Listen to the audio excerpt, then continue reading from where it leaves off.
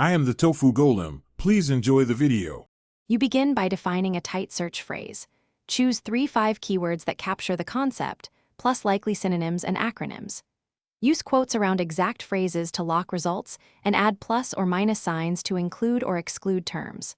Once done, apply a year filter for recency, 5 years for fast-moving fields, 10 for broader context.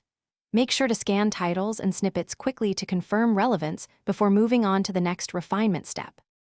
You now refine results using operators, or expand synonyms and narrows combinations and cite, or author, can limit to a domain or researcher.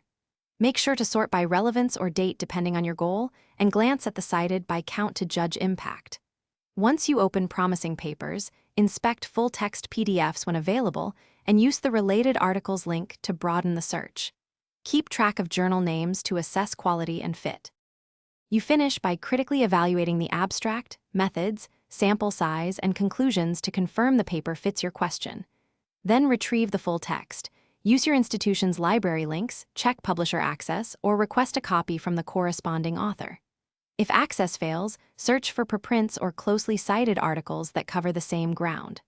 Troubleshooting tip: if searches return poor results, broaden synonyms, remove overly specific filters.